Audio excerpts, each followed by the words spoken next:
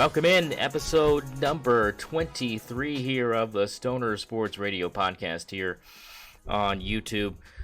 Cole is not with us today. I have a special guest filling in for him, also known as the one and only Penis Williams. It is at Hot Rodacy on Twitter. The link down at the bottom for all you visual users. Welcome in, Hot Rod.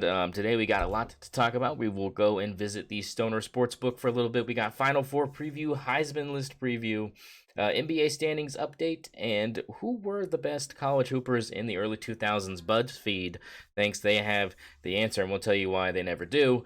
And then we'll go through our locks of the week. How are we doing today, Mr. Rod? To be here. I've got some big shoes to fill, but appreciate the time to get to hang out. And anybody that's new to me as a person, I do some streaming, do some yelling on Twitter out to the void of the internet. But pleasure to be here and talk some sports with you, and appreciate honored to be here.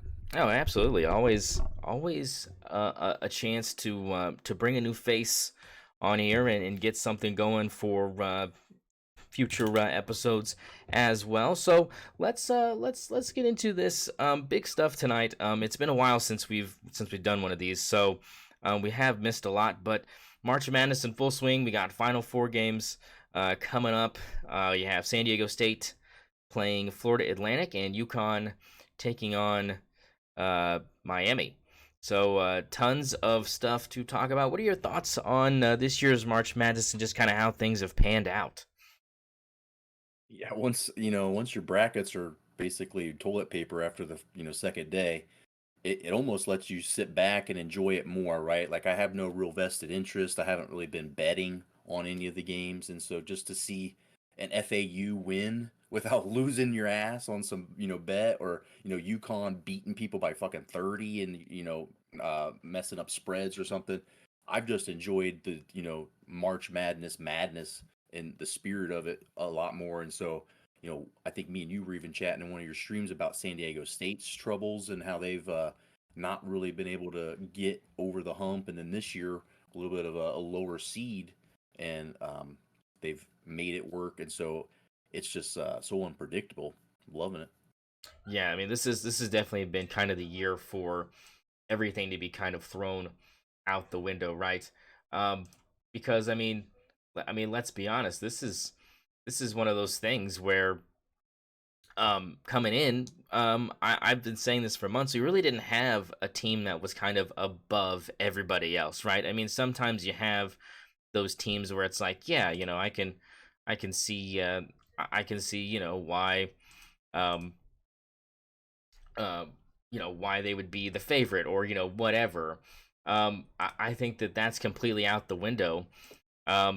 And I think that's due to probably the one and done, epidemic going on. And I think that also you have a bunch of other factors that go into that. But I think that's a big one is the quality of play is diluted to the point where you don't get to like put these super teams together that unless they gel instantaneously have a chance to really make deep runs when it comes to playing against teams that have, sophomores, juniors, and seniors riddled throughout. Yeah, you still have the COVID years, some 7 year seniors and stuff.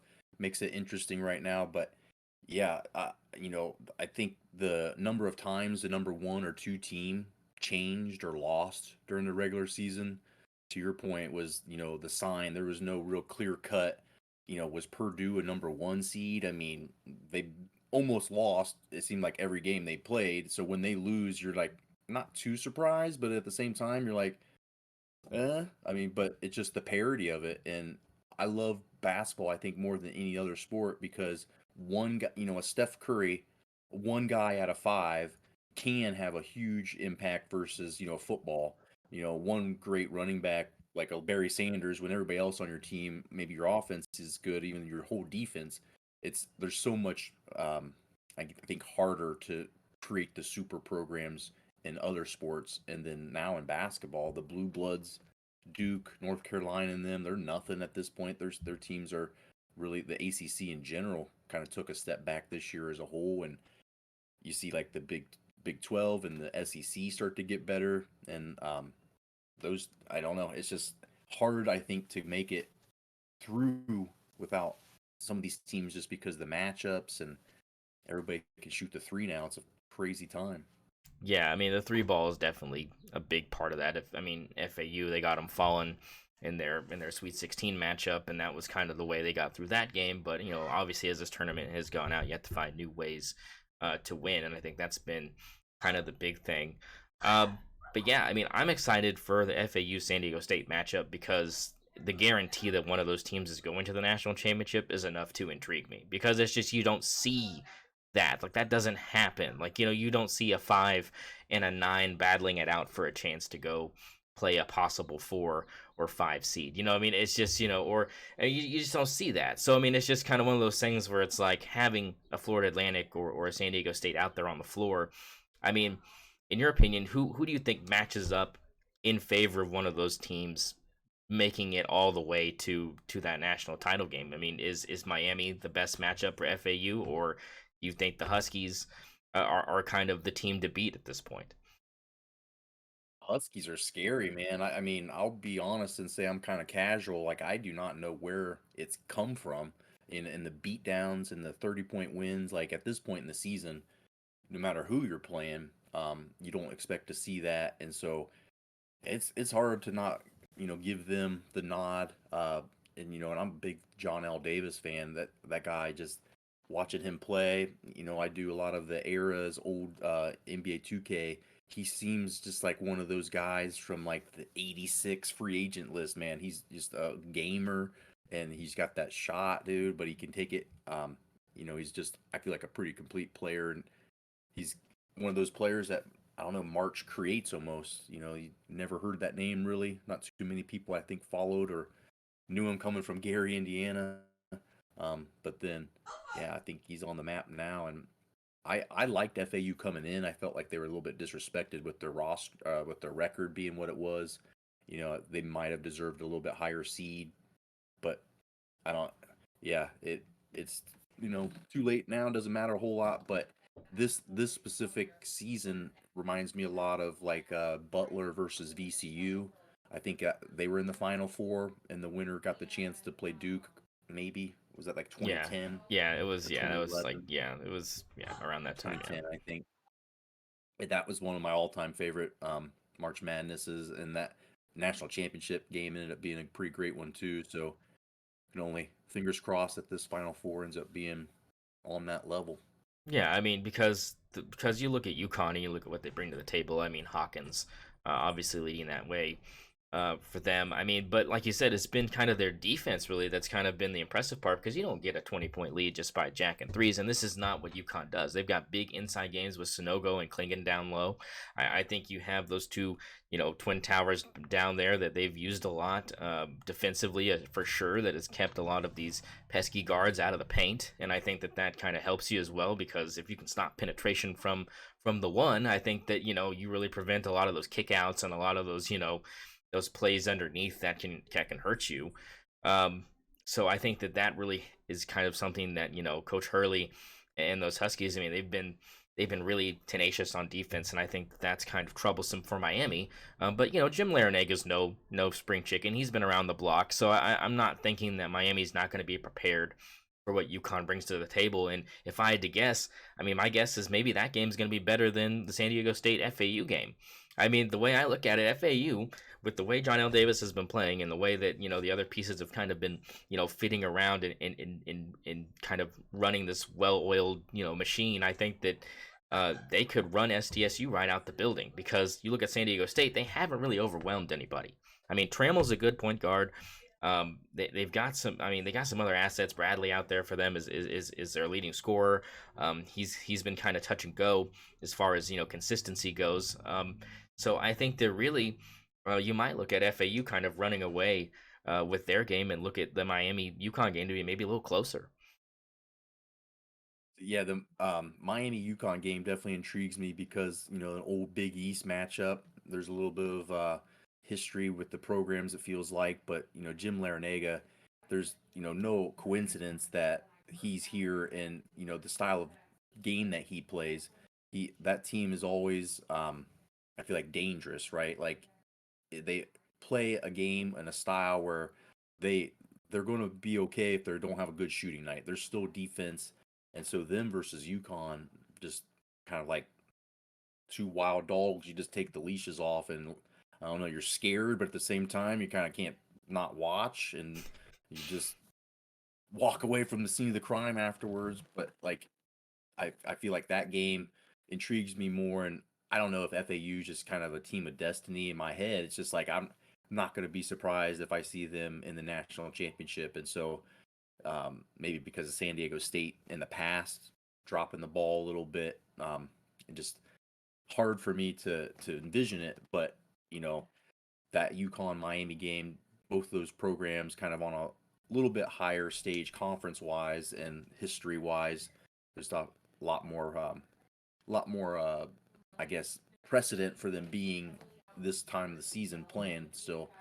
So it's, but both, I mean, I think they both have their own intriguing points, and the way that the unexpected nature of San Diego State FAU matchup, but then like kind of the throwback style, the old Big East of the other game.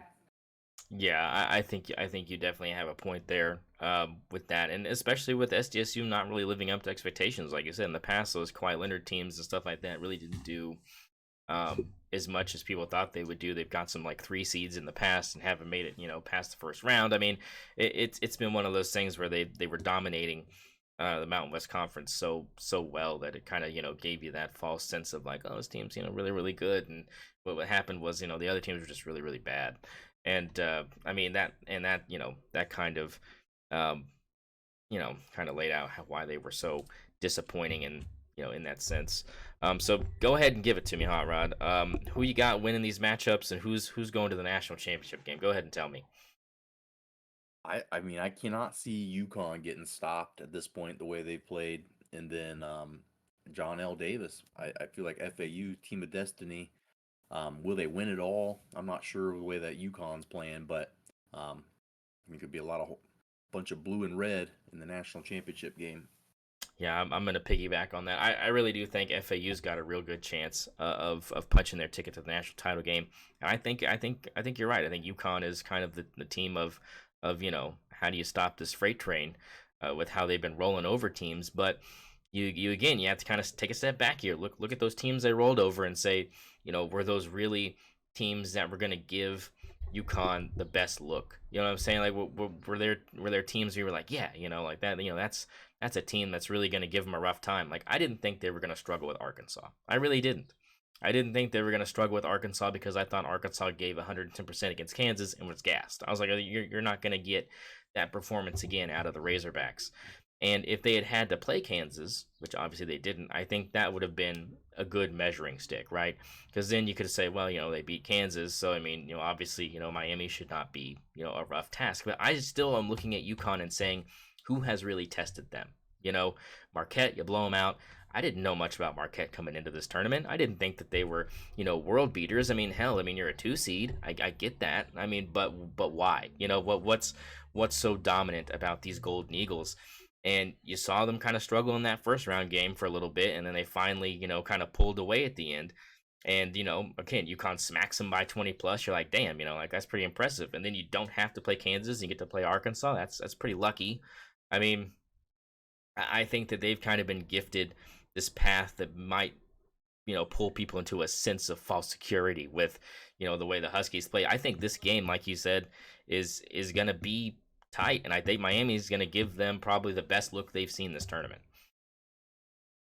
So, Yeah, I mean, I I'm mean, riding with you with it, but I think that it's going to be a really tough hill to get over when it comes to the Hurricanes. I think they're really going to give them a tough look defensively, and I think that if Hawkins struggles, you could see Miami and Florida Atlantic, and you could see an all Florida final. So, I mean, that would be something. So, I mean, and the thing is I don't think I would be upset if either of those teams ended up hoisting the trophy because it's just something I haven't seen Miami win a national title in basketball. I mean, I've seen UConn back with Mecca Okafor and Aaron and Gordon were out there breaking people's ankles and stuff. But I mean, they were dominant at that point. They were the number one team in the country.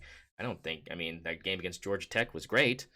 would have liked it better if Oklahoma State was in that game because I think their defense would have probably given UConn a little bit more struggle back in '04. But I mean, what doesn't matter. Doesn't matter. What I'm saying is, I just haven't seen Miami hoist the trophy, and I think that'd be interesting. And obviously, if Florida Atlantic does it, it'd be epic. So I mean, I think that you have two good storylines going into that game if it's an all Florida final. But I think I'm with you. I think this is probably going to be UConn, Florida Atlantic, and we'll get to see a lot of, like you said, navy blue and red. Yeah, I mean the one counter argument I would have is Big East play. Who has UConn played? I mean they had to play Marquette, they had to play Creighton in the season.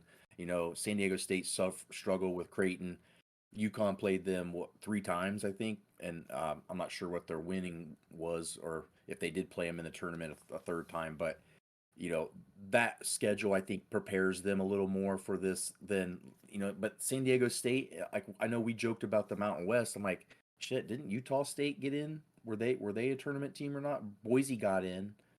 There was three teams. It was either Utah State or Nevada, one of those two. I think it was Utah State, but there was three teams in from the Mountain West. But that's not Big East. I don't think that there's any. And the only other thing I would say is, at this point, if you look at teams like, there's usually a team you hate. There's like a Duke or somebody. It's like, fuck, I just want to see them lose. Mm-hmm. UConn's probably the closest thing to that, like Yeah. this season. So I don't know if anybody roots against them just because they're a little bit of a blue blood, I mean, but that's the only reason why I am. I'll be honest. I mean, it's the only reason I am. I mean, I think that they're playing the best right now, but I think if I had to see any team and pick them to want to lose, it'd be them, just because it's like, you've won one in the last 2 decades. Like, chill out. Like, they've won multiple. They had that run with Kimball Walker as well. So I mean, they've had these runs in March that people don't expect, and they've ended up pulling it out. I mean, I've seen that before. I mean, it's just I don't want to see that movie again. And this isn't really the competition I want to see you do it against, to be honest. Seed wise at least. I mean, it doesn't mean these teams, as you said, seeds don't matter anymore. But I mean, in the grand scheme of things, it's like, is this going to be their most impressive national championship in the last 2 decades? No. So I mean, I think it's one of those like, oh, it was gift wrapped for you, brother. Like, I mean, it's just and it kind of is. But I think Larinaga, I mean, that's gonna be rough. So I think that, but if Miami doesn't shoot the ball well, I mean, I think you could see, two bad games. I don't want to see that though. I want to see some good basketball. So let's move on here. So I sent you this Heisman list, and it's from a Twitter user, so it's not really like a company or ESPN putting it out. But it kind of gave me a good template to kind of look and see where, in this and where kind of people are looking at Heisman list wise here. I just wanted to go through a couple of those with you. So right off the bat here, we have Jordan Travis as this guy's personal favorite to get in. This is not a Florida State fan. It's an OU fan, so I mean, it kind of gives you kind of a little bit of a perspective there. But Jordan Travis at that one spot. What are your thoughts on him? I haven't seen a lot of Jordan Travis. I had to go to Kaz and ask Kaz kind of what he thought about him, and this is what he had to say. He said he's super athletic. I mean, and he just developed into a better passer as the year went on last season. Um, and I think also the success of Florida State will definitely factor into his ability to be in New York during that time. Like, if they're able to take that top spot in the ACC and be better than Clemson and better than North Carolina, I think that you have a real good shot at having him up there. Um, but, I think this is also kind of due to the fact that winning of Heisman twice in a row is kind of unheard of. So people are kind of putting Caleb Williams at that 3-4 spot, because it's like, even though he might deserve it and might play better than last season, I don't know if the committee would allow him to repeat. yeah, I don't see Caleb Williams being on that level of repeat Heisman winner. Last year it seemed like he almost lucked into it. Like he had that huge game towards the end of the season, but that clinched it. Up till then, I don't think that anybody was like clear cut Heisman winner with Caleb Williams. And some of these other players on the list, like I have to admit, like are not uh, obvious names or names that I have seen and watched a whole lot of. Like But Michael Penix Jr., I would take him off that list right away since the guy's, been around since fucking 2018 and he's gone from different places and different teams. And does he have the skills and does he have the tool set to be on that list? I think yeah, but it's always like his style of play ends up getting him banged up too. Like, injuries playing in that Washington, some of the teams he plays against, do people really say that he deserves? I mean, I guess Caleb Williams got one from the pack, so can't use that argument. But um, you know, I just started looking at this list and kind of mentally checking them off, and ones that I don't, to your point, think Caleb Williams will get a repeat. I didn't see Penix really being a contender. Marvin Harrison Jr., as much as I like to see a Buckeye, I don't think the guy throwing in the ball is going to be good enough for him Yeah. to Cord's down be. here at 18. Which, and what do we know about him? I mean, that's the thing, is that we don't really know anything about him. Now, Michael Penix, I'll kind of push back a little bit on it. I mean, because my Ducks got the worst end of him. But I mean, it's just kind of like, if he can do what he did last season, like I said, I think a lot of these players, their their chances of getting to New York hinge on how their team does more than personally like how good they are. Like if Michael Penix can run the table in the Pac-12, he'll be in New York. Regardless of if the numbers are gaudy or not, he'll be up there because you had to go through Caleb Williams, you had to go through Bo Nix, you had to go through DJ Uiagalelei. Like I mean, you had guys that you had to go through that for the most part, I think people like me and you, I think on those Saturdays would probably pick Oregon to probably beat Washington, or pick USC to probably get the better of the Huskies if they had to play. I think that would be something that most college football fans would recognize as maybe an L that Washington would take. But the way their defense played last season, that was a big highlight. It wasn't really the offense, it was the defense is gun ho effing good, and Washington's never been a team where they have had a good defense. It's always been their offense carrying the load for the Huskies. And so I think that's also a different mentality that's been brought in with the new coaching staff and stuff up there. But I agree. I don't think he's talent wise supposed to be that high, but I think people are expecting him to just kind of roll through the Pac-12 schedule. But let's talk a little bit more about Marvin Harrison Jr. here at that fourth spot. Like you said, it's more about who's throwing him the ball than how productive he's going to be, and I agree. Um, I think that I mean, you're really hinging on if Kyle McCord is the real deal, right? I mean, he has massive shoes to fill, and that's maybe putting it lightly. So, I mean, without seeing a lot of him, I don't know if you can have Marvin that high on the list. So I kind of agree with you on that. Coming in number 5, Bo Nix. Your thoughts on Bo this season? I mean, Oregon, you kind of seems like that history of quarterbacks winning Heisman's or at least being in the running, like Dennis Johnson, Mary or not Dennis Johnson, Dennis Dixon. somebody, Dixon, Dixon. yeah, yeah. Like I mean, just starting from there, Achilles Smith even probably from there, like it's just there's always been a guy there. The BC transfer that was there last year, even I feel like he was Anthony possibly on Brown, one yeah. on this list, like a list like this probably before last season. And um it just doesn't surprise me at all if he would win. I'm um not real familiar with the talent level, and I get to watch like Big Ten games and maybe like some MAC football is usually what I watch. But um you know it just that kind of um family tree there just keeps spinning off new ones. So I would say just from the past, if you put it all into perspective, like put him up higher on the list just because of the fate. Um, and yeah, some of these other guys, like I don't know, it's always quarterback heavy, right? But Yeah. um, I do see somebody like a Blake Corum or a running back being more likely. Marvin Harrison, wide receivers. I mean, that's a challenge by itself. But um, yeah, I don't know. Like saying that it's all these quarterbacks. I don't know. I just feel like maybe the world is ready to see that one running back who gets 25 touchdowns and absolutely takes over, because there's not a whole lot of them right now. in some of the grand eras of great running backs. Yeah, like God, I'm so bad at names right now, but the guy from Texas, Bijan, like I No, mean, Bijan Robinson, yeah.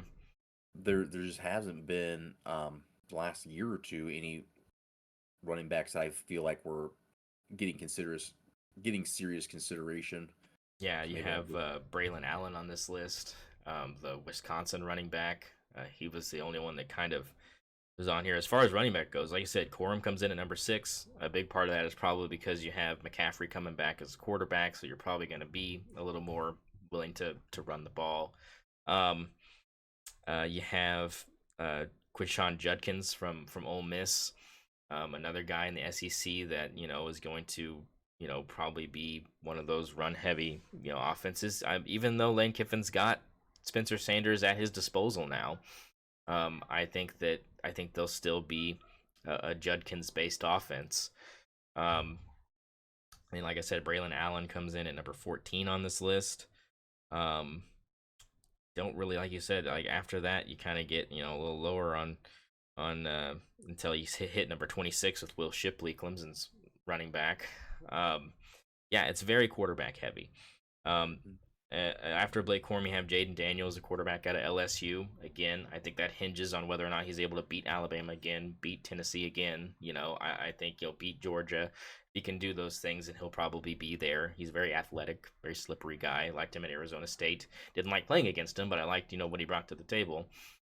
Um, you have Sam Hartman on this list for Notre Dame, the transfer from Wake Forest.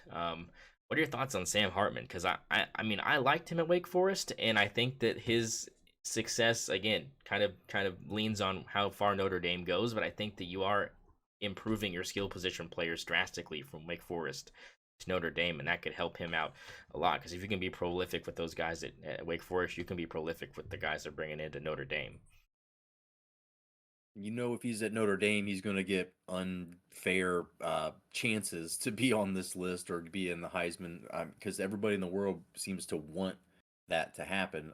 I, don't feel like that Notre Dame program is that good.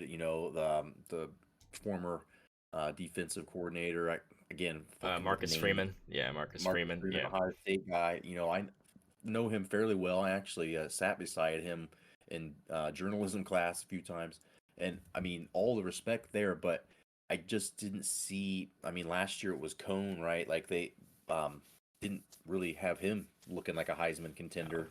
Um, I don't know really a whole lot about that offense, but it's almost makes me question like, is it capable yet of generating a Heisman winner? And um, I don't know with some of these other names on this list. I'm like he's the least likely I think to somehow burst into the um So you think it's accurate that he's below someone like Jaden Daniels, for instance? You think yeah that's fair? Okay. I think Cam Rising should be above him. I feel like if after you get past Blake Corum, I I Yeah, don't Cam really Cam know Rising number where I'd put people. 41 on this list. Number 41, Cam Rising, down there at the bottom. I think that has a lot to do with those concussions, but I think that I mean it's true though. I mean if you're injury prone, like you're probably not gonna be out there putting up those stats, and it seems like every bowl game, it's just like he just gets absolutely walloped, and they end up losing because he's not playing. Um, but yeah, I mean, Availability. I think you probably have Sam Hartman figured out a little bit. I do think though that it improves Notre Dame as a whole. Yep. It's a big step up. Number 9, big shoes to fill. Joe Milton, Tennessee starting quarterback, filling in for Hendon Hooker. Um, I'll be honest, I don't like him. I don't like Joe Milton. Never liked him at UCF. Never thought he was anything special. Um, him and Dylan Gabriel were on the same team for a while, and that's kind of what created that drift of we got to go somewhere else, and these doors are opening, and I don't have to play in this American conference anymore or wherever they're playing now. I mean, um, your thoughts on Joe Milton being a top 10 on this list? I feel like it's mostly probably the where he's landed, being in Tennessee and the success they had last year. Maybe they think that Heupel can put him in this category, but again, like I mean, it's also that competition in the SEC that you could have a couple of games where you're just playing good competition and you look like shit, and you're not going to win a Heisman now because people, remember that. And um, I just look at this list and think there's a few people I would put above him. I just And some like yeah, I don't Drake know. May. I mean, Yeah. I think Drake May, who comes in number 11, should be higher than him. I think Quishon Judkins should be higher than him. Jalen Daniels, the quarterback for Kansas, I think should be higher than Milton. Um, Hmm. Now, here's some surprises that I kind of thought. I'll just throw these out at you because we don't know anything about these guys. So why have them in the top 20? At number 13, Shadir Sanders. Look, I mean, is he a good quarterback? Probably. I mean, you're Deion Sanders' kid. He's not going to throw out his kid out there unless he's going to be good. I don't think that Deion is that conceited. I don't think he's that much of a narcissist. I mean, I think if his son doesn't play well, he'll pull him. I believe that because I believe he wants to do what's best for Colorado and not for himself. And I think that's a big thing when it comes to that. But we'll see. I mean, I just I have high hopes for Colorado. Right? I don't want to play them as an Oregon Ducks fan. Don't want to see them. But at the same time, like think about Colorado and the opportunity that campus gives you and the opportunity recruiting wise that everything about that state gives you as far as drawing kids in when like you don't want to go somewhere where you can go hiking after class. You don't want to go somewhere you can ski, on your breaks. Like you don't want to. I mean, you have all these amenities around you, and you've got facilities. I mean, I think that this could be one of those things where 3 or 4 years from now we're talking about Colorado consistently being in the playoff conversation. Am I on the right track or no? Yeah, I mean, I think you have maybe just people guessing, just trying to be I said it first, or like I'm not surprised. I put him on my list, maybe sort of thing. And he does have the chance, the opportunity there to make a big splash. I think is very possible. Um, but yeah, it's kind of an unknown with how good Sanders is for me. I feel like I saw a few highlights of what he was doing at Jackson State, and um, Colorado is one of those, yeah, like they've got the prestige, the history people can remember. It's not too long ago. Still got Rashawn Salam and some of those guys in memory. People, I think, will go there, and they're in that conference too, where it's like Colorado could take over that conference at any time. USC's getting better, but Oregon's not powerful like they've been right Mm-hmm. now. Arizona and the Arizona State are dog shit completely. Utah isn't as good as they have been in They're the not past. I mean, consistent. Yeah, they're not consistently good. Like they've had their yeah. years, but like you said, they haven't been consistent. And I mean it's a good conference when you add Colorado or one more team getting good to it. So I'm rooting for them to do well there, and it seems like Dion has the understanding of recruiting and things. So at the very least, they're going to have all of the pieces and the toys to have fun with that program. But Um, it's going to be a good question to see just how fast can they do it. That team is basically, when Dion comes in, is like if you don't like it, leave. He's like not worried about any talent walking out the doors. Really, like I mean, he has basically a starting from scratch and bringing his own guys and stuff. There's a good way to speed it up, but I'm super curious just to see from how fast can it be done. Hmm. You know, can they go, um, you know, really contend and be that good right away? Because if not, Sanders, I don't think Shadur has um, a real chance of being a Heisman, right? If they're a 7-6 team Yeah, or something like that. yeah. I think it does hinge on kind of how well they do. And they'll get a good test early. I think week one they play a very good school. Is that? I mean, I gotta look this up because I think that they just right out the gate have a good measuring stick game. But I say that, yet you look at what happened to Oregon last season playing Georgia, and it didn't really. I wouldn't say that was a measuring stick for how our season went because we ended up rattling off like 9 wins in a row. I think that was more of Georgia's just kind of that good, brother. But it's I mean, um, as far as let's see their football schedule right here. It looks like their opening game is Oh yeah, well, they got TCU right off the bat. That's who they got. TCU and they've got Nebraska back to back as their first two games. TCU might not be as much of a measuring stick, as it could have been last season maybe. But we didn't even expect them to be that good last season anyway, so we probably wouldn't have been saying the same thing regardless because we didn't even think Max Duggan would be starting because it's Chandler Morris.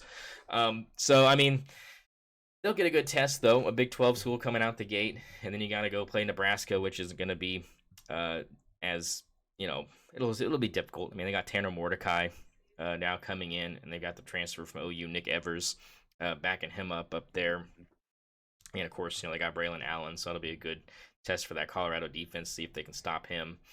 But like you said, I think Colorado's got the right guy at the helm. Because if anybody's going to speed run and turn this thing around, it's someone that's got the notoriety like that and also has the recruiting pull. And I think he picked a premier destination to go to um, from leaving Jackson State and going there. I think he made a good business decision as far as giving himself the best chance to bring in some of these 4 or 5 star guys that would normally go to other schools. And again, with NIL, you're not hurting yourself either, because I mean, if you're playing with prime time, I mean, you're gonna probably get some good NIL deals. Yep. Um, Yeah, you hit on it exactly. He's figured it all out. I feel like in this new age, um, speed running it is probably the best chance for a person to do it. Another person on this list that I was kind of going was Tyler Shuck, former Oregon quarterback, now at Texas Tech. Didn't get to see him a lot at Texas Tech because they played like 5 different quarterbacks due to injury. So each of them got like maybe 1 or 2 games. I mean, having him above Dylan Gabriel on this list is kind of insane to me. I like the kid, but Texas Tech is gonna probably be trash. No offense, but I mean they're not gonna be better than OU, right? In my opinion, everybody I think is kind of, and this is an OU guy that is putting Dylan Gabriel below, and maybe that's him just trying to not be super biased, and maybe to a fault being not enough biased, because I was talking to one of my big OU guys, and I said, look, last season you had huge expectations, and I think that it was not supposed to be that big of expectations. I said you shouldn't have been in the top 10. Like, I'm just gonna be honest. Like, you first year head coach, first year quarterback transferring in, yet you lost a whole shit ton of guys to USC and other schools. I mean, you were not in a position to maintain that level of success. I said this year is different because you've got a year under your belt. You've got these recruits coming in. Brent Venables is bringing his defensive guys in. I mean, I think that if anything, the expectations this year for OU would be set too low if they were not ranked at all, which is what a lot of preseason polls don't have them ranked at all. And I think that's a joke, because as mediocre as they were last season, a lot of that had to do with new faces, and the defense was not great again. And I think people expected him to just be able to come in and just make that defense a top 5 defense, and that's just not how that works. Especially when you have some of your best guys graduate and other players, they just don't fit your system. He has, when he went to Clemson, had a system. When he was at OU, he had a system. And now he's back, and he's got all these Lincoln Riley puzzle pieces and Alex Green puzzle pieces that don't fit, in his board, and it's like, I don't believe that last season is what's going to happen again. And so I think Dylan Gabriel way too low on this list. I would put him top 10, to be honest, because of the opportunity that OU has to bounce back the way they should, and the fact that the competition, besides Texas, is not looking super strong in the Big 12. I like Alan Bowman, but I don't think he's the answer for Oklahoma State. I like him, but I think if he can stay healthy, maybe they'll be dangerous, but I don't think he's the answer. What do we know about Arch Manning, Quinn Ewers? Who's even starting? Do we even know? We don't, because Steve Sarkisian is not saying shit, and so having Quinn and Arch at 47 and 48 on this list makes sense because we don't even know which one of those is going to be the starter. And that says volumes as well, because if Arch Manning was really that good, you just push Quinn aside, but I don't think that that's the case. Another guy on here, I want to give your thoughts on this one. Where'd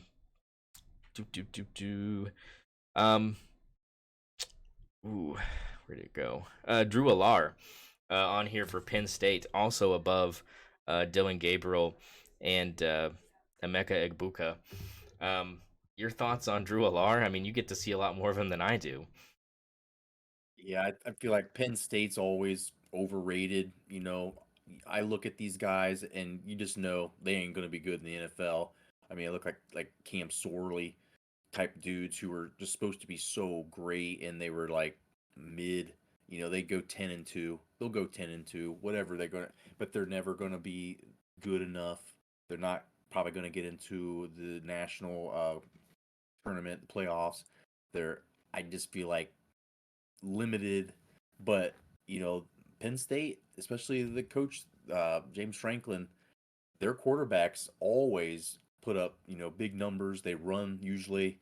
Um, I think of back to like James Franklin in Missouri, right? Like, was that back when it was Benny? Was it fucking Mock? Was he like? Matty Is that Mock and Matty Mock? you Jeez, had Canton, Ohio's finest, baby. Jeff. Like, Was he there with? He wasn't there with Chase Daniel, was he? I don't think. I was thinking it was after. I was before him. Who else was up there that was? I mean, they had a bunch of mid guys. I know that a bunch of guys that just didn't really pan out. But you look at Matty, that dude played football just down the street basically from where I grew up, and that guy had the school record for rushing yards, or the state record for rushing yards as a quarterback. And he goes to Missouri and he's competitive. They went to the SEC and they were fucking winning, and like you don't know exactly how. And I feel like when Penn State gets decent quarterbacks, they do good, but they're are they that good? And like Drew Alar in the games and based on what I hear around Big Ten is like just another one of those same, like just kind of the same. You just this guy who's not going to ever make it in the NFL. He's going to have some rushing. He's going to be sneaky out, like slippery guy. But I wouldn't take him serious. I sometimes maybe try to find patterns or trends where they don't exist. But like you know, Oregon quarterback versus Penn State quarterback, or Alabama or Oklahoma quarterback. Some of those are easier for me to see winning a Heisman, and it's like Penn State's dude. I see carrying his helmet with his head down after a November loss to everybody. Ohio State, Michigan, Yeah, whatever team it is that ruins their supposed season. Um, but I don't know, like Penn State in the past couple of years has scheduled like Bama or somebody super tough, and they're the rest of the season national championship hopes are over dashed. already, but Yeah, they're riding high for trying to get a Big Ten championship game or something. yeah. I think that's accurate analysis. At number 29, Devin Leary, the NC State transfer that's going to be playing at Kentucky. Um, do you think? I mean, I think he would. He should probably be above someone like Drew Alar and Tyler Shuck. I believe. I don't know how you feel about him. We're starting to get in some I know blind that's what spots I'm where saying. I mean, this is. I mean, and these are guys that in the grand scheme of this list have no shot, right? Like, I mean, we know we're in no shotsville, right? Like Devin Leary probably no shot. Um, you get into like DJ Uyunglele down here at 43, probably no shot unless Oregon State ends up running the table. I mean, I mean, uh, yeah. Jalen Milroe is at number 36, the Alabama quarterback. Do you think that's too low for him, or do you think it's because there's just so much unknown? It's just kind of a safe spot to put him for now. I mean, if it's the version of him we saw, at times last year, I think, the quarterback, Bryce got hurt for a minute. And we saw Milrow in some games. It didn't look good. He did not look great. He's a physical specimen. You just look at him and you're like, that guy's probably really good at something. But I don't know that it's throwing the football. He's got a hell of an arm, but his accuracy, like what I saw last year, just didn't look Heisman quality. Will Bama still be good and contend? Yeah, but I don't know that it's going to be him, really being the reason. It just, I if he's their I don't know. Like, are they even set for sure? Like he's going to be their quarterback? Because I based on mean, what I saw last year, I would be thinking the job's still open. Ty Simpson also on this list. I don't know if he is the quarterback for Alabama or not. I don't know if he is or not, but he's on this list for them. The other one I kind of want to touch on was Brock Bowers, right? Big shoes to fill.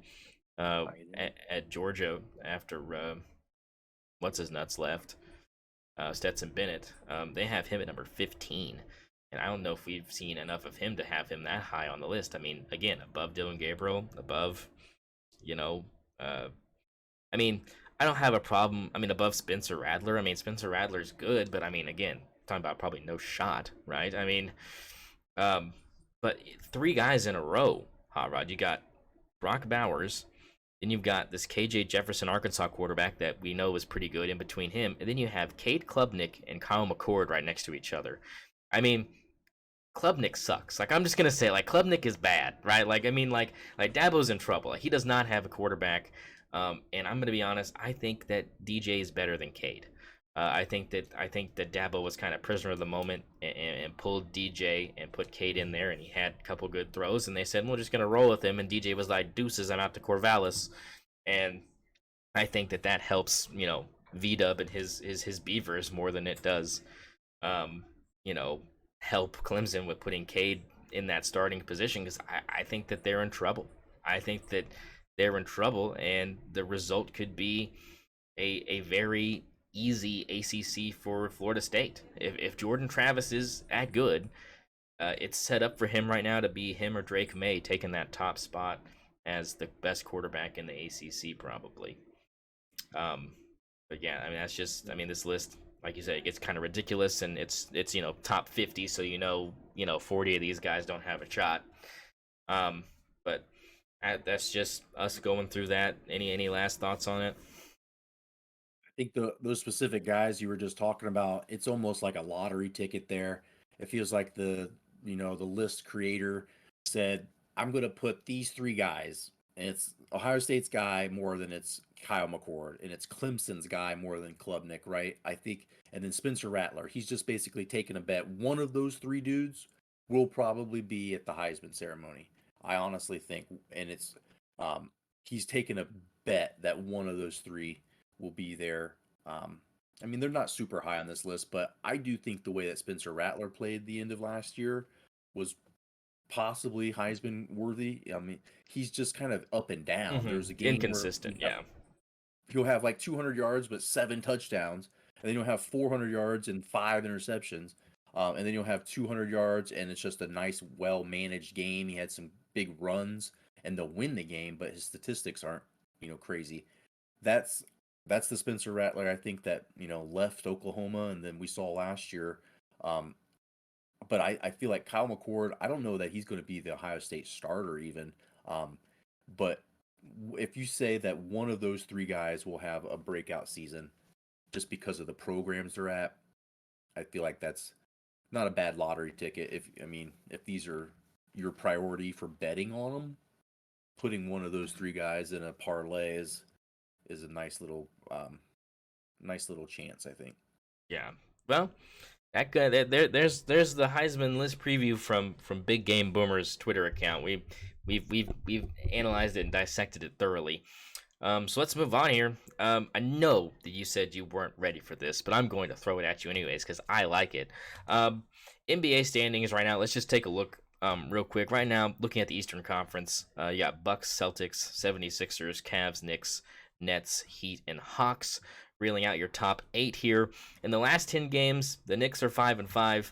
Does that concern you as a Knicks fan? Yeah, if you're a Knicks fan, does that concern you as far as them possibly dropping out of here with just how close the Eastern Conference is between, kind of this 6th spot to, the 10th spot? I mean, there's only like a 3-game differential here.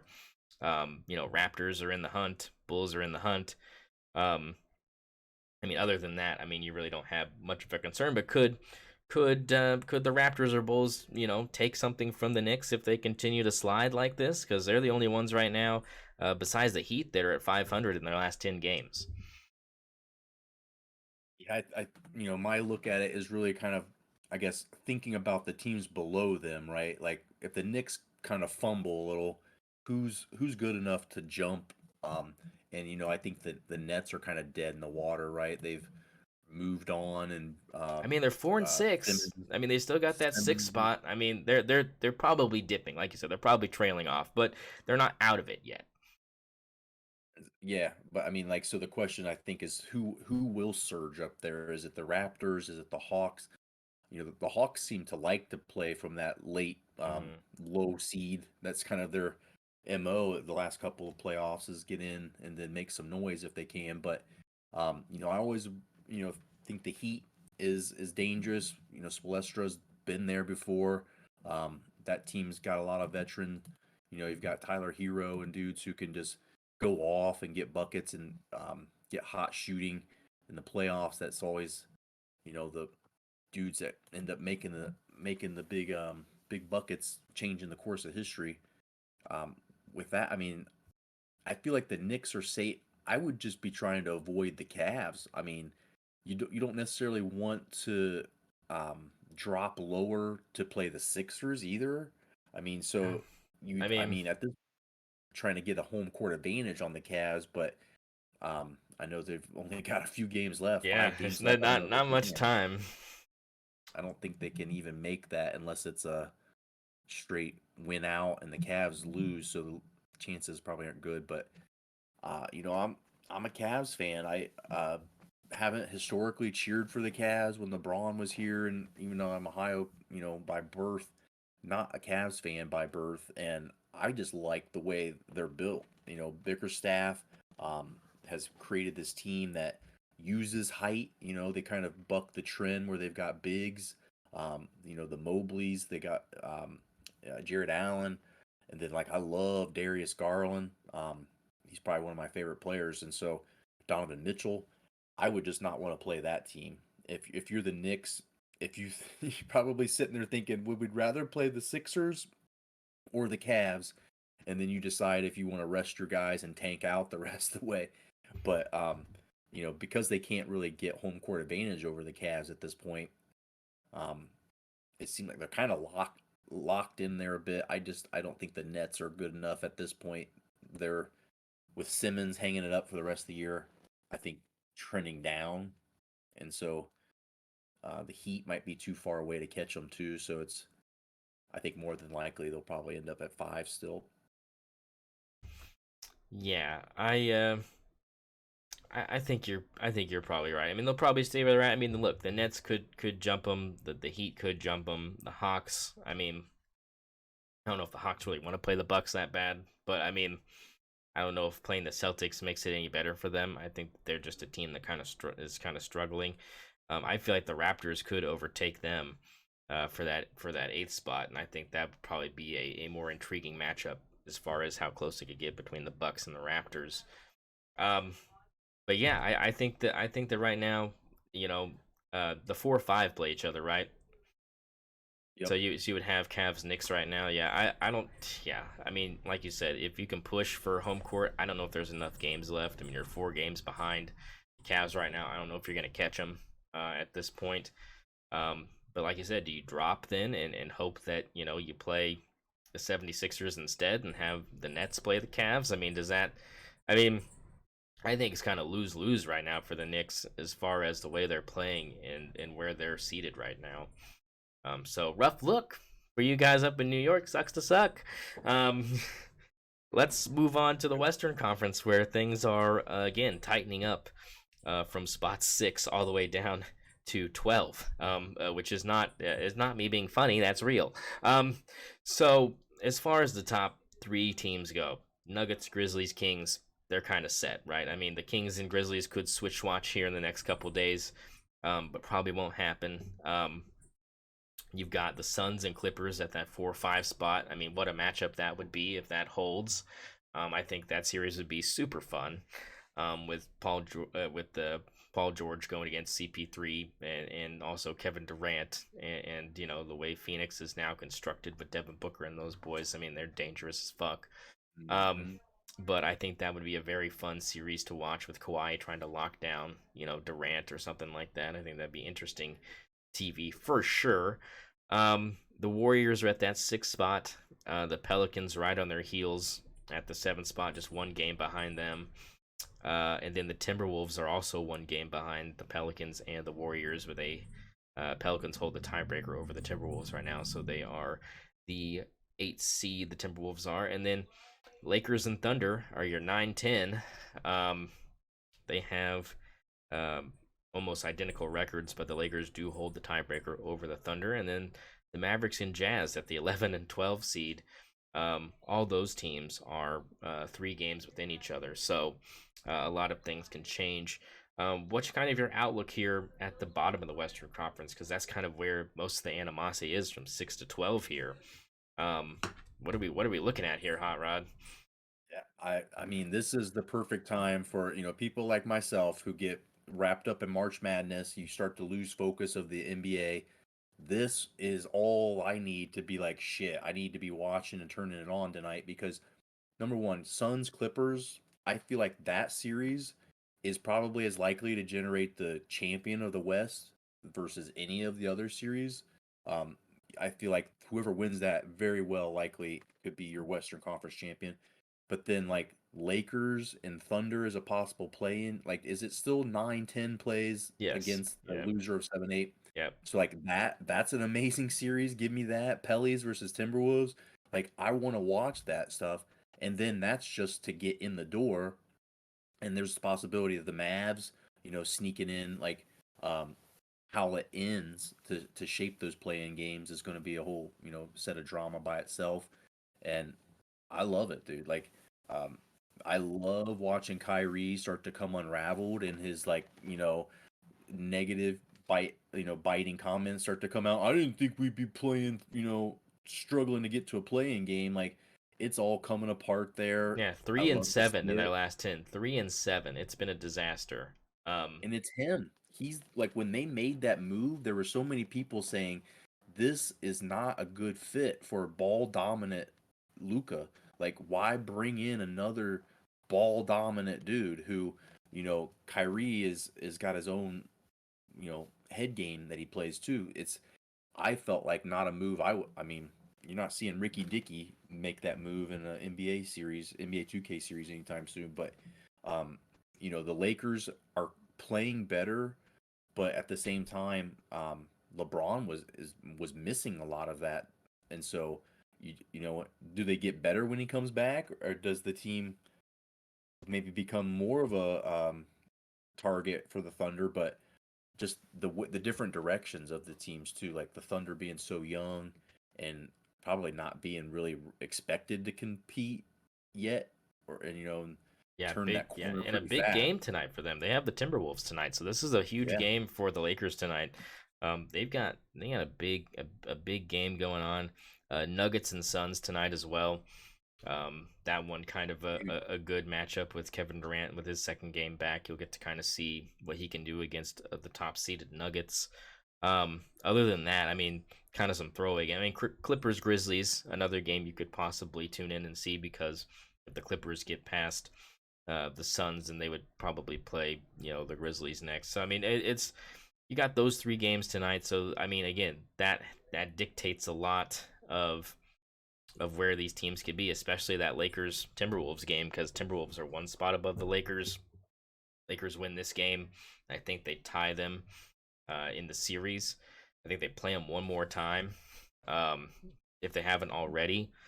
So this is huge as far as them maybe swapping and getting into that 8 spot tonight. That can happen. Thunder are off tonight. Mavericks are off tonight. Jazz are off. The Blazers and Spurs, they both play really good teams. Blazers are playing the Kings, and the Spurs are playing uh, the uh, the Warriors. So I mean, those games are probably going to be grossly blowouts with how bad those teams are. But I mean, the animosity is there in the West, a little bit more than the East right now, and like you said, makes for really good TV, and we'll make sure to keep tabs on those games as the night progresses because those will be good ones to tune into. Um, all right, let's get into kind of something we previewed beforehand. There was BuzzFeed had a list come out of the top 13 college basketball players of the 2000s. Um, you've taken a look at it. You've gotten your kind of perspective in place. Go ahead and lay it on me. Well, yeah, I mean, I don't like KD at number one. That I guess is the first thing. Is just like no, absolutely not. Um, we talked briefly about this and maybe my bias for people who have got a body of work, right? Like I see this list and I'm thinking Zion Williamson, absolutely not. 1 year and a blown shoe. What else did he do? Like um Anthony Davis was 1 year, but they won the national Mm-hmm. championship at least. Yep. Same with Carmelo Anthony. Like KD didn't. He was great in college, but he had 1 year, and so I started thinking through. Okay, just because he won the Wooden Award, he was the best that season. But this says top college basketball players, and so I almost immediately have bias against anybody who's not at least put two solid seasons together. Hansbrough was a 4 year dude. He pretty much knew coming out of college his career was not going to pan into the NBA very well. But like Steph Curry, he had that season where it was like, oh, this kid's here. It's Del Curry's kid. He can shoot a three. And then he had the season where they made a nice run in the tournament. Like for me, body of work. He, didn't play the top competition at Davidson. However, he had some success in the tournament. So, those were good teams. I feel like that kind of levels some of that out. But, seeing a guy like Garza off of this list, he won the Wooden Award in his senior year, but like 2 of those years before it, he was a consideration for it. And then his freshman year, he was this, chubby, goofy, awkward dude who was playing and getting some good minutes and doing pretty well. Like having 4 full years of productivity, I think instantly puts them up higher on my list. So I say hell no to KD number one. Yeah, I mean Luke Garza. So they did 64. They did 1 through 64. Luke Garza comes in at number 25. Um, I think kind of low. I didn't know it went all the way to 64 because I obviously just put the top 13 to get some clicks here. Um, but Oh, it's not some of the guys that here. I felt like were left off of the list, right? Adam Morrison was left off the top 13. He comes in uh, at number 26, right behind Luke Garza. Um, is that fair to Adam? Do you think Adam should be higher than 26, or do you think that him being behind Luke is kind of accurate? Uh, I mean, yeah, I think again because Luca Garza had like so many years, and if you look at his total like number of points and all of the stats cumulative, I think that's probably fair. We know Adam Morrison though had a couple of moments where he was the dude, like he I was, mean, he's also a Wooden Award winner as well.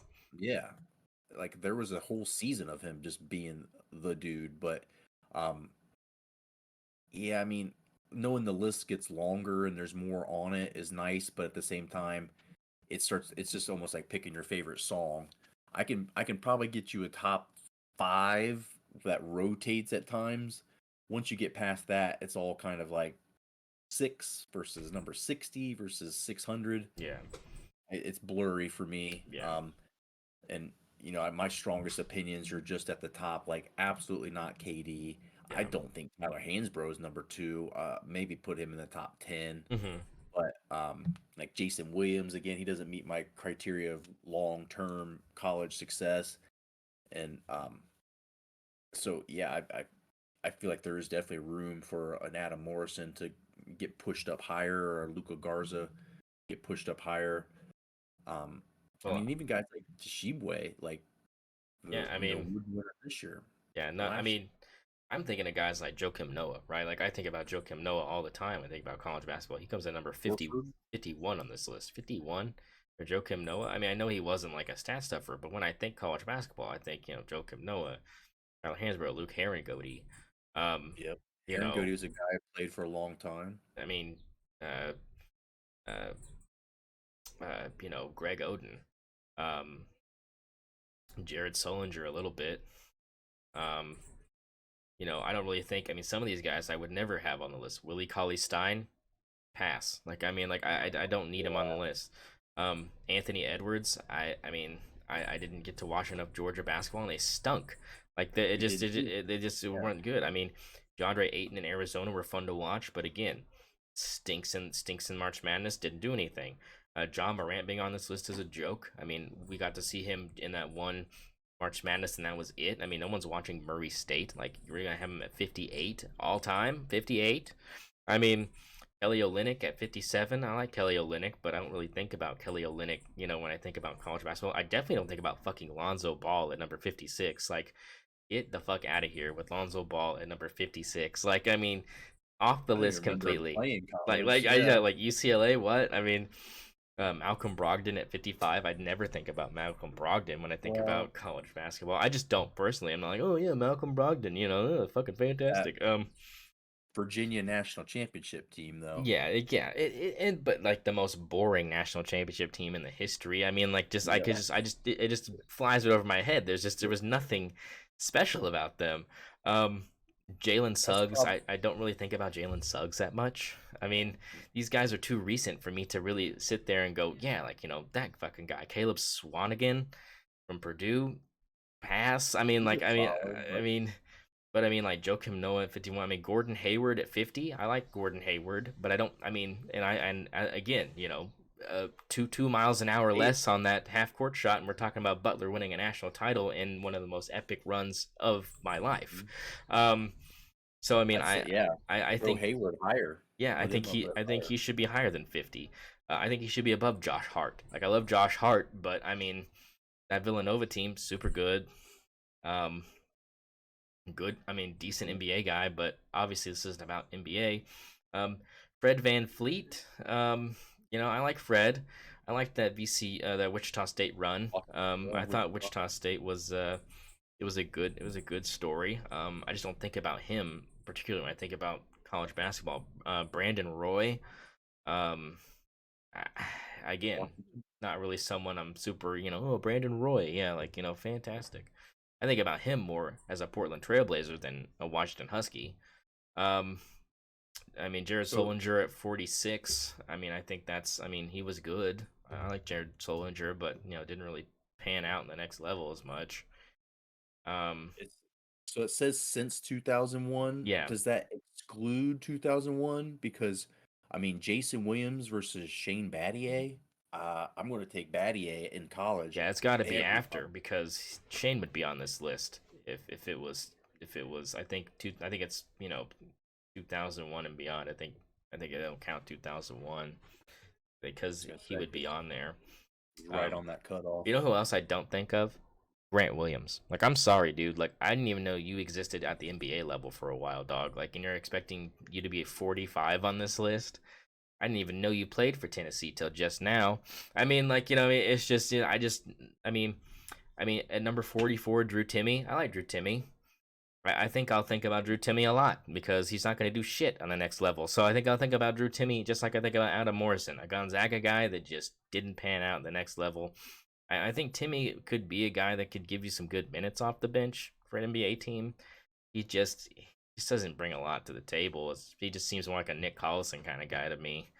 It's kind of a get you some rebounds and maybe have like a tenner every now and then. But I mean, I don't really think of. I'll definitely think about him though when I think about college basketball. I think he should be higher on this list, to be honest.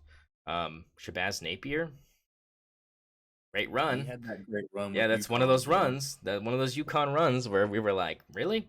I mean, 2014. I mean, he's playing in Russia right now. Um, but he left after they attacked Ukraine, so he's not playing in Russia anymore. So it didn't really pan out for him. You know who I really don't think about at number 42? Jaleel Okafor. Don't think about Jaleel Okafor at all as a college basketball great. Just like I don't He think only about played 1 year, Russ. right? Uh, He only played 1 year at Duke, didn't he? they won the national championship and he averaged 17 and 8. I mean, he's playing in China right now. I mean, if that tells you how that panned out for him. Um, Well, you know, China League has gotten a lot better. If you said that 20 years ago, that 2023 Chinese league after like Stephon Marbury and some of Yeah. those guys started going there, it definitely is better. But yeah, What about Russ it's Smith? You really know Russ tough. Smith? You remember Russ Smith? You know Louisville great Russ Smith. Um, Yeah, another I think he works in my car. right, another guy that was drafted in the same draft as Jaleel Okafor by the 76ers. Um, uh, Number 40, Draymond Green. I just don't remember him playing at Michigan State super He's hard. I mean, good. you're more in Big Ten country, so you would probably be more familiar with Draymond Green. But do you think about him when you think about college basketball in the last 20 years? You think, yeah, fucking Draymond Green. I do, but I think it is because of the Big Ten. Seeing him in the Big Ten a lot. Like I don't know if you're outside of the Big Ten how often that name comes up, but you know I'd put Draymond because he also played. I think he wasn't just a one and done. He was around for a while. Yeah. He was. I'd give him probably top 25 Okay. for the last 20 So years. 40 way too low. 40 way too low for Draymond Green. Facts. Okay. Number 39, Dwayne Wade. Um, I, I'll be honest. I was too young to really remember uh, Dwayne Wade playing at Marquette, but Marquette. I mean, I heard he was outstanding. I mean, he averaged 21 and 6. So I mean, He was um, awesome. that was back when I Marquette was in the Conference USA. Um, I'd put him higher. Yeah, I mean that specific tournament and everything. Um, his numbers overall at Marquette, I'd say he's definitely probably top 20, maybe top 10. yeah, I I mean, hard to say not from your perspective. I mean, as I said, I don't. I'm that's out of my age range of. I remember this, so I mean, I think you would know more about that. And number 38, Al Horford. Um, Big Al. He only played 1 year, right? That 1 year with No, Florida. no, he's two-time NCAA champion, brother. Shit. Yeah, Um, he was in those back to backs with Corey Brewer and Joakim Nolan, those yeah, boys. So I think Horford's about definitely that all the time when I think about college. I mean, the Billy Donovan and those boys just back to back, and it was in 2008 too, where Florida had won the national championship in football as well with Tim Tebow. So I mean that those kind of coincide as one of the only times where an NBA or a basketball and football champion came from the same school. So there's a lot of trivia in that. There's a lot of NBA talent in that. And decent NBA talent. Joakim Noah, decent. Al Horford, very good. Especially his time in Atlanta. Corey Brewer, I mean, good, but not as good, but good. Um, so I'd put yeah, I think I'd that put 38 Horford is on there. way too low for Al Horford, though. I think you got to put Al a little bit up there with kind of the Dwayne Wades and stuff. I think about him. 37, Jalen Brunson. Eh, I mean, no, Villanova. height pass. Number 36, Denzel Valentine. Another Michigan Michigan State. State guy. I don't. I mean, He I was think, pretty good. That's probably but about right. does he deserve to be higher than Draymond Green on this list, though? No, no. There's no shot. I can't give him that. Number 35, Greg Oden. Greg Oden definitely somebody I think is way too low on this list. I definitely remember following Greg Oden religiously when he was at Ohio State. Just a monster. Just a shame. Kind of what happened to him, but definitely someone that deserves to be higher than 35 on this list. Um, Ty Lawson at 34. I mean, even as a North Carolina Uh, guy, I mean, I think this is way he too was high pretty for. great in college, though. He was, but I don't think about him though. Like when I think about college Yeah, basketball, I think if that's where you're going with this, I would have to pass on that. 33, Frank Mason the third from Kansas. Kansas. Um, Another guy that I mean, I'm in Big 12 country. I got to see a lot of Frank Mason. I just I think about Andrew Wiggins more than I think about Frank Mason, and Andrew's not on this list. Or even Joel Embiid, to be honest. I mean, I think about him more than Frank Mason because Frank Mason didn't do anything on the next level, and I think that's the main thing is um, he's still in the G League right now, but I mean, been a while. Um, Number 32, Carl Anthony Towns. I like Cat, but I don't think about him when I think about Kentucky basketball. I think that kind of is Anthony Davis and John Wall's kind of territory for me still mentally. Well, that team was so fucking stacked. Oh, It's it like was so stacked, how bro. good was he? How good was he that he was, I guess, starting on that team. That means he's good.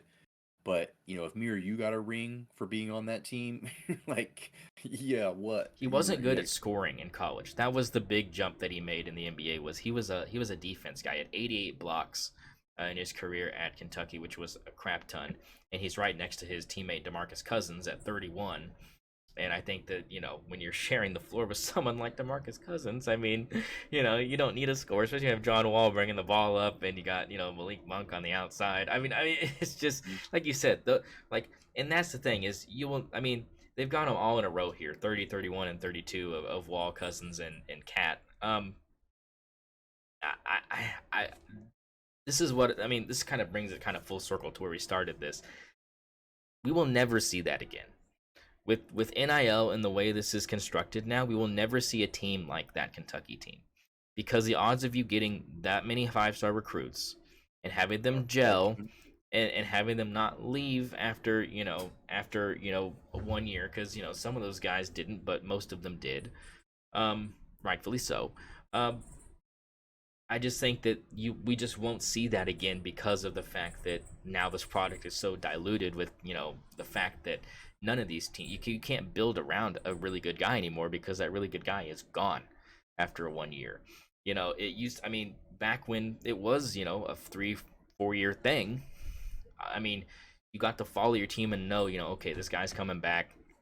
We're going to be good at this position. Where do we need to recruit? We need to recruit these two positions. And it's and you see that when I'm playing NCAA 10, I see that because at that time it wasn't something where if guys are leaving early, they're leaving their junior year, not their freshman year, because that wasn't a huge thing. I I just I think about that team as a whole probably more than I think about those individual players as college basketball icons, but they definitely deserve to be higher than the 30s on this list for sure. Number 29, TJ Ford. Yeah, he was good at Texas, but yeah, I mean, another Wooden Award guy. But I mean, just not somebody I think about when I think about college basketball. Emeka Okafor at 28. The only reason I say yes to this is because he was the cover athlete for March Madness 05, which I played religiously. So I do think about him, and and also I was very much. It was kind of when I paid attention to college basketball and started to the most was probably that 03-04 season. And so I was very familiar with him when Oklahoma State made that Final Four run and almost beat Georgia Tech, and that Will Bynum got us in that last second. But it was one of those things where a lot of people think if Oklahoma State would have gone to that title game against Connecticut, they could have won. Number 27, Buddy Hield. I like Buddy Hield, but he doesn't deserve to be on this list. I don't. I mean, as far as an OU guy, yeah, I think about him as an OU guy, but as a college basketball fan, I'm not like, yeah, fucking Buddy Hield, brother. I mean, he does deserve to be lower than Adam Morrison on this list, which he is, but I don't think I think about him a crap ton. Do you ever think about Trey Burke? Hot Rod, when you think about college basketball, you ever think about Michigan great Trey Burke and his magical back-to-back buzzer beater shots for Michigan in that NCAA tournament game, and then he just kind of fell off the planet. I mean, I don't. You're making me think about him now. You're making me. I mean, those buzzer beaters were. I mean, and those one of those Michigan teams won a national championship, right? Or was that the I think they played in it, but I don't think they won it. Okay, yeah. I think Louisville got yeah. him. I think that's who. Rick Okay. Pitino and those boys before he was, shunned to oblivion to Iona or whatever. I mean, yeah, the Kevin Ware year where he snapped his leg in half. Oh, yeah. I think about Kevin Ware more than I think about half these players on this list, okay? And Kevin Ware isn't doing shit these days. He's more college basketball than any of these guys because I am mentally scarred. So, when you think about college basketball, I think Kevin Ware because, damn, that thing was like a bendy straw, just snapping in half. Jesus Christ.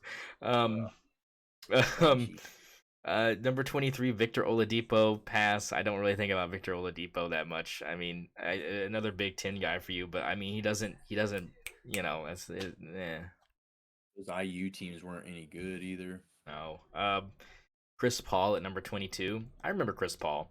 I think it's fair to have him at, the 20s on this list. Very good, but Wake Forest as a team, also decent, but kind of got ousted early in that March Madness, so kind of a bummer for him. But got to watch a lot of him in Oklahoma City when New Orleans was relocated here, and kind of gave Oklahoma City that shot at could we support an NBA team, and thank God we could, because now we got the Thunder. But I mean, got to see a lot of Chris Paul, and I call it Chris Paul when he came back. So I mean, I like him as a person. But when I think about college basketball, I think he deserves to be kind of in the low 20s. I think that's kind of an appropriate spot. 22 maybe a little too high, but I think he deserves to be above this list. Because at number 21 you have Obi Toppin. Pass. I mean, I just don't think about him at all. Dayton was a good team, and like you said, that was the March Sadness. You did that whole thing. That was Obi Toppin's year. Um, if they could He have, didn't even win. He didn't even win on the March Sadness sim. oh I no, just, I just, yeah, I. He's a hard one to put in there because it was like kind of robbed from like the tournament moments that might be making us say differently. Were taken from him, but it's just not one of those names. Like when I think of the last 22 years, that's just it's not it. Um, yeah, and yeah, it's like after that top 10 or so, I could sit here and argue and shuffle them all around, and like on the right day at the right time, showing me a highlight. Yeah, fuck, put Trey Burke, put Draymond in there. I don't know, but like most of the time, you're saying these names, you're like, no, yeah. like I mean that. I mean, and that's the thing is, I think that they've overlooked some, like your Luke Garza's and your Adam Morrison's, and those kind of guys. They definitely have them lower on the list than they should be. At number 20, you have Evan Turner. I like Evan Turner, but I don't really think about him as much. I mean, he was definitely a really good college player for Ohio State, but I think about Aaron Kraft more than I think about him. Um, sorry, rabies cat problems here. But no, I'm totally in agreement with like you see these names and some of them don't fit. They don't fit into oh the my gosh, oh my gosh, no, they are counted. Shane Battier comes in at 18. Comes in at okay. 18. Right behind him, I gotta Michael move them Beasley up. at 19. So yeah, go ahead though. Sorry. No, yeah, Battier needs to be higher. He's one of those guys that he was there for so long. He was, a Mike Krzyzewski like blueprint. That's the guy that he if he could create his own guy from a lab, that's what he would make. And that was synonymous with basketball for a few years. It was Duke, and it was always Shane Battier, the smart play and his defensive effort, and this and that. And um, some of these guys' names, they're just like a flash in the pan, one moment. Like Obi Toppin seemed like he was here and gone so quick. His impact was so little because that tournament he didn't have, and then like there wasn't really any success.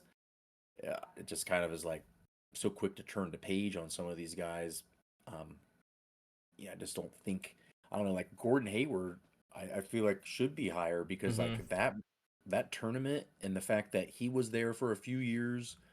Um, I mean, not a blue chipper by any means. Like he's that college basketball player that I have in my mind. Like in a small school in Butler, Indiana, fucking shooting baskets with a hoop on the side of a barn, and he ends up being in the national championship game, like having a chance to win it against Duke. Like all of those things are Cinderella story.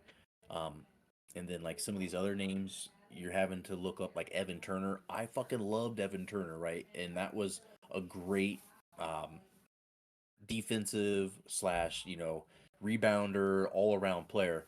But those Ohio State teams weren't good. That was after Odin, and the program was kind of like um, middling along. We were getting to tournaments and doing okay, but like Evan Turner is like so replaceable with like a Darnell Valentine or like Denzel Valentine. Like these different names are just Yeah, like exactly. they have And it one or shouldn't two and it good shouldn't years. be like that. And like you said, that's what happens when you have a list of 64 guys like this. But in the grand scheme of things, like, I think that, as far as the top 13 goes, they deserve to be on here higher than Kevin Durant. Yes. Like Kevin Durant was good, but he doesn't deserve to be number 1 on this list. I brought up Michael Beasley at 19. Your thoughts on Michael Beasley? He was amazing at Kansas State. He actually outperformed Kevin Durant that year when they were in the same conference. So why is he not number 1? You tell me. I think it's because he was smoking that weed. It's just I don't think that there's anything you can really say bad about Michael Beasley. I think he was probably the ideal college basketball player for that year. And kind of got gypped. Um, Well, and averaging yeah, 26 and 12. From a 3 spot. It's just, it was unheard of. So does he deserve to be higher than 19? Probably not. I think that's probably an accurate place to put Michael Beasley, but I think about him more than I think about some of these other guys, like, your um uh your Zion Williamsons of the world and have you. I would definitely put someone like Michael Beasley above them, even though he was also one of those one and done guys. Um, Again, 18, Shane Battier. We talked about that. At number 17, above Shane Battier, Trae Young, from the University of Oklahoma. I'm gonna have to say no on this one. Those OU teams were terrible. They got off to a great start that one year, and then they just kind of went all the way downhill. And it would just became one of those things where it was like there was a reason you averaged 27 and 9. It was because you were the only you guy on that saw team a that could thousand. score. Yeah, it was just, you were shooting the ball 50 times a game. And that was Mhm. OU's offense. It was a good offense. It worked for a while until they were like, double this guy. Then they're like, oh, someone else has the score. Oh, no. It was. So I don't really think about him. At 16, here's a guy I actually do kind of think about every once in a while, Kevin Love. Him and Russell Westbrook and that UCLA team, I do think about them when I think about college basketball. It wouldn't be. I think he could take that 13 spot, but I wouldn't have him in the top 5 just because they only had really that one good run. Um, Darren Collins. If you're going to pick a player from that team, Darren I'd put Darren Collison, yeah, Collins. I think about Darren Collison more than Russell Westbrook for sure. Russell not on Yeah. this list, but I think about him for sure. At number 15, Andrew Bogut. I do think about the bogeyman. Um, uh, Bogut was pretty dominant for a while there too with Utah, yeah, right? and then Kaminsky's right next to him at 14, which I think is probably. I mean, He's one yeah, of them lifers. I mean, how do you put him above Shane Battier though? yeah, that's You what I'm know, saying. Like you have Kaminsky at 14 and Batty at 18. I think that's kind of wild. Um, in the grand scheme of things. Then obviously you have, the top 13 that are in that tweet. Um, I think if I had to move some guys into that top 13, I would have Adam Morrison in that top 13. I would probably have Frank Kaminsky in that top 13, Gordon Hayward in that top 13. Um, guys that were very low on this list that I didn't think got a fair shake. Get Steph Curry out of here, dog. Like number 3, are you kidding me? It just did just no. No one got to see him play. No. Doug McDermott at number 5, get me the fuck out of here with Dougie McBuckets. Like Thunder great, Doug McDermott, get him out of here. I mean, you're a coach's kid. You're playing in a crap conference. Like, get him the hell off this list. Like, I get it. You know what? I like Jimmer being on this list. You know who I don't like being on this list? Jameer Nelson. Get Jameer Nelson out of here. St. Joe's mid. his I playoff just run was good though. yeah, yeah, yeah. No, you're right about that. Um, but I think Jimmer deserves to be top 10 on this list. Because seeing him in person when he played Florida down here in Oklahoma City for that first round NCAA game that they lost and he dropped like 40. I mean, the kid could score the basketball, and I don't think that's ever changed. He still scores the basketball. He had like a 79-point game in China last year or something. Just bananas. Foster's crazy going from 3. I just think that, and the reason I think about him when I think about college basketball is just because of his scoring ability and how dominant he was with the ball in his hand. One of those guys, kind of like Adam Morrison, where he's in a conference that's not strong, putting up these huge numbers, looking like the dude, leading these teams to NCAA games, and just not getting it done on the next level. Um, but as far as like strictly college basketball, I think about him more than I think about Dougie Buckets or Jason Williams. I just don't think about I mean he just holds that part of me, but that's anecdotal because I got to see it live, and I don't I mean you obviously have kind of maybe a different perspective on that. Yeah, I mean, I just some of those guys that the Steph Curry, I do think of just how great that moment was and the tournament run they had, and I'm okay with him staying up there. If you take all the crap that we said that we should take out of there, I don't know that I would move Steph Curry up. Like, if you take Jason Williams and Durant down, I wouldn't immediately, slot them all up one. But, I think he's in there top 10 for me. And you think about Jimmer, I feel like his game was kind of the prototype for Steph Curry, just to throw it up from anywhere on the Hmm. court, running circles around the defense, complicating things where everybody else on his team was pretty useless. Yeah. And so like he's probably definitely worthy of a spot there. Um, yeah, if you take all the one and dones out, you get some Shane Battier in there, maybe Luca. I don't even know that I'd argue that he's in the top 10, but as long as he's somewhere in the around the top 15, and then um, I feel like just those players that we talked about, Durant, Jason Williams being lower, Zion, you know, if McDermott's in there, but he's not so high up, it Yeah. all is I mean, fine with I me mean, I think too. McDermott's probably top 25. Yeah, But like top five. I no, mean, Blake Griffin at 6. I mean, I liked Blake, but I mean, they um, got bounced by Andrew Bogut, who's not on the top 13, and I think about Andrew Bogut as probably 13. I mean, Bogut. um, Yep. I mean, where is Joakim Noah? Like, where is? I mean, not on here, like not on the top Horford, 13. I mean Al now, Horford. yeah, JJ Redick is on here at number 7. I like that because he was a villain. JJ was a villain. Played for Duke, couldn't stop him. You leave him open, that thing is automatic from 3. He was just so annoyingly good that I don't have a problem with him being top 10 on this list because he literally was kind of like you said, kind of like the ideal prototype for like just a 3-point shooter that just annoyed the shit out of you because it's like if they just reverse the ball fast enough, there's nothing I can do. This quick release is getting off and he's just netting it. So I don't have a problem with that.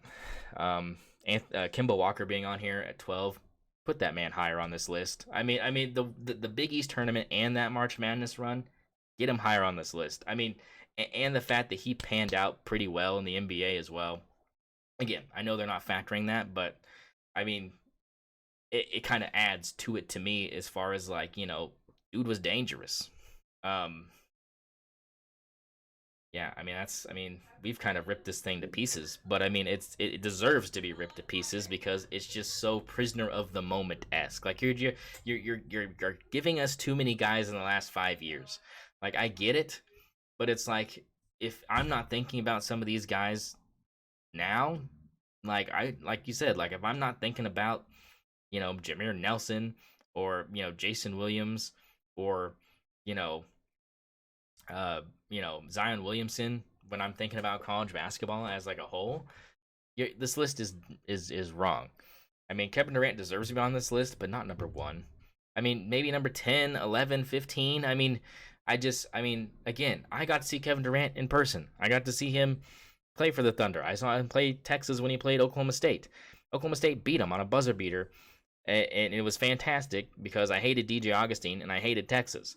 And it's just it but he doesn't scream to me, "Oh yes, college basketball, fucking Kevin Durant." Like I no, like I just it's just not. He's not the guy. If you want Tyler Hansbrough to be the guy, have Tyler Hansbrough be the guy. Personally, who is your guy in the last 20 years? If you had to pick one of these guys, who's the guy you're like, that's college basketball? Go ahead, put yourself on the line, Hot Rod. Got to pick from these guys. No, I'm saying personally for you, who's number 1 in the last in the last 22 years. Go ahead and give me. I mean, it can be one of the 64 I mentioned, or it can be an obscure one that we just skipped over. Go ahead. After thinking, I mean, Horford with the back to backs, especially because I saw that national championship game against Odin. I mean, like he was able to neutralize him. I mean, we won that game, um, or they won that game because of Horford. I feel like him and Joakim Noah really um, was happening. I feel like shit, Dwayne Wade maybe. Hey, I mean, these guys aren't even on the list in this top 13, so I'm like really indecisive about saying that, but like Dwayne Wade or Hayward, I'm gonna say Hayward Mm, because that I like that. that Yeah, I like that. Butler. I don't have a problem with that at all. I think that that's. I mean, if you think about college basketball, I think you're right. I think that aura of small town kid, small town school, making a big splash, having a chance to take down the king. I mean, the ultimate David versus Goliath. I mean, Sheldon Mack was great, but Gordon Hayward was the guy. And if that half court shot banks in, we're talking about undoubtedly probably the number one guy on this list when you think about college basketball, because I think that that moment would have been cemented to everybody's brain forever because of just the magnitude that it would have brought to the sport of basketball. As damn, these tiny schools ain't fucking around. Like, they can actually get some shit done. It might take a little bit of luck, but got some shit done. And with Zubats missing those free throws, I mean, I thought that here we go, this is it, and should they've taken a timeout probably. But I mean, it's one of those things where it's like in the heat of the moment, I didn't have a problem with them letting it run and being just give it to Gordon and see if he can put it up 45, 50 feet and to see if it falls. And again, that was kind of a time where people weren't regularly stepping from 40 feet up to just pull up and take a three, So, I mean, that was also, not something that people were like, oh, this is normal, what I mean? So, I mean, I like that pick. For me, I think I've also got to probably go with a Florida guy. I think I got to go with either Joakim Noah or Tyler Hansbrough. I think both those guys kind of, to me personally, are guys that hold kind of that college basketball kind of feel, because Tyler Hansbrough had all like the SI Kids magazine covers and stuff, so he was very out there. In North Carolina, a very easily marketable team. Um, so you had all that going for you, and you had all like the Marvel stuff happening at the same time. So you had like these little comic strips with him and Joe Kim and these guys. They would draw in that DC Marvel style animation and have little comic strips about basketball and stuff and kind of their upbringings and stuff like that. And so I was very exposed to that particular year of players. So those to me kind of stand out, and I have a hard time really letting those memories and those impressions of them playing basketball kind of leave my head. So I mean, I think top three for me probably Joe Kim, Tyler, and Gordon. I think those are the top three for me. Those are some like good spirit animals. I mean, like for the sport of college basketball, that whole Hayward run and that March Madness for me really is like if you tried to put it into a definable example, that is one of my favorite.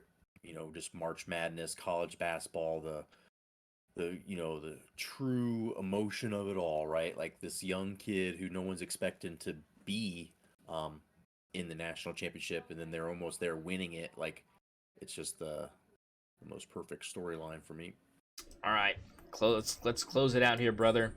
We've got our locks of the week coming in here. I know Hot Rod has just been begging for this the whole time. He's like, let's actually like do some spreads because I'm so good at this. All right, so let's go ahead, and since obviously football is over, unless you want to start doing XFL games, which we do XFL games here on the podcast. I know nothing about this XFL other than the fact that the season's been pretty decent for That's most of the these teams. under. And we've got a game tonight. We have the Seattle Sea Dragons against the Arlington Renegades. Sea Dragons favored by 5. Um, give me your thoughts. ESPN doesn't even have a section for these games and scores. How do you how do you follow the XFL? Is it legal in Ohio? um, Jesus I, Christ, dude. yeah, I Here, mean, at the very bottom, if you go to yeah, ESPN and it's the sports, The last one listed, dude. I'm Uh, gonna say that the Seahawks. I think their quarterback's Danucci, right? Is he the no, guy that yeah, played Sea for Dragons, Dallas? the Danucci Sea Dragons over here, brother. We are Danucci'd up. Um, I'm all yep. I don't like Bob Stoops. I like the Renegades. I just don't think they're playing very good right now. So I am also probably going to take Sea Dragons in this. I think that's a good pick for us to start off on. So -5 for the Sea Dragons tonight. Lock it in, folks. Lock it in. Sea Dragons minus the points. So the way we do this is you've got $200 of this lovely stoner cash to deal with. How much we putting on these Sea Dragons to cover? Do 5 picks so you can divvy it up 40 apiece, or you can just do however you feel confidence wise. I mean, I like the Sea Dragons a bit. I don't know that the Renegades are their offense is absolute trash. Yeah, If you look at their last 5 games, they have not scored more than 14 points. yeah, it's been rough. So I would probably go with my confidence like half of my pool. I would Okay. So throw we're half we're of it on we're this. we're putting a Benjamin out here. I've got 160 to play with. I'm 53 and 43 on the year. So if you're using my service, you are making money, folks. It's not a lot, but we're making money. Um, so I'll put 60 on the Sea Dragons. I'll divvy up the rest of my 100 probably accordingly with 25 all the way down here. But let's jump into NBA after we have done this. So tonight we have some NBA games, like I said, some big ones. Let's go ahead with the one that I'm looking forward to watching the most tonight: the Lakers and Timberwolves. Lakers favored by 1.5 here. Um, eh, it's almost a pick 'em, to be honest. Over under for this game 232.5. If you want to go with the over under. Um, your thoughts? Mm, Lakers Timbers. It's at Minnesota, right? I'm looking to see what the Lakers' last few games have been. They've won 2 straight. I mean, this is Braun should be rested up, right? He's been fucking Yeah, on the injured list he this whole played last time. game, I think. I'm saying go with the Lakers. Lakers. Timberwolves seem to be going the wrong direction as well. How much you laying down on the line for the Lakers, brother? 1.5 favorite. Oh, to cover a point and a half. Let's say 25. Okay, 25 going down. Got 75 left. He's feeling it. I'm also gonna go Lakers minus the 1.5 of the 25 down on that one. The other game that's kind of a big game to watch tonight. The Nuggets and the Suns. The Suns favored by double digits here. Suns by 10. Yeah, it's a home game for the Suns. Nuggets on the road. Um, I'm guessing you're going with Denver plus the points if I look on your face. Yeah, I don't think Denver will win necessarily, but that's just so many points in the NBA. I don't like to take that many points. Yeah, so Denver plus 10 is the pick for both of us. We're looking identical right now. How much you putting down on this? I've already got 25 on mine because I don't have a choice. Yeah, I'm gonna put 25 on it. I'm 20. not sure what the last choice you're giving me is, but I'm saving money for it. So you're at 150. Got $50 left. Got two more picks left. The other NBA game I'm kind of intrigued in is the Grizzlies and the Clippers here. Grizzlies favored by 5 at home against the Clippers. Who you like in this one? I'm trying to see if there's any injury report on the Clips. Is everybody healthy? Can I take the over? What's what's the The over on this? over under is 236 and a half. I'll take Is the over. over 236. Okay. They just played each other last game actually, and it was 141 to 132. So He's taking the over and putting 25 on that as well, I'm guessing. Or are you putting less than so you can just pile on for the last one? uh, I'm pretty confident in that over. So let's just save me $10 for whatever's Okay, last. so gonna have $30 on the over. I'm gonna actually go ahead and I'm just going to take Memphis straight up here. I'm gonna take Memphis -5 here. Um, I'm gonna put 25 on that Memphis, one. I like the yeah, Grizzlies Memphis at here. home, Um, good spot for them. 33-6. So I mean, 33-6 at home. yeah, I like them. I like that. All right, last pick. Last pick of Joe here. Let's go ahead and can we march over to oh no, we can't do that. Let's do baseball. I fucking hate baseball. Um so let's see here. We Oh, just pick the game of our choice we want to bet the rest yeah. on. So Bet against the Reds bet against the Reds. They don't play, unfortunately. tomorrow. They Play do. tomorrow. Yeah, they play Pittsburgh. Hey, you're favored by a run and a half. um, he says it ain't happening. He says it's not happening. He says it ain't happening. All right. So as far as tonight's games go, we got Rockies, Padres, Diamondbacks, Dodgers, Guardians, Mariners, and Mets, Marlins, and Astros and White Sox again. Um, for my game of choice, I'm gonna go with the hometown favorite, the LA Dodgers, minus a run and a half. We have the farm team down here in the city. I say we're going to go all the way this season again.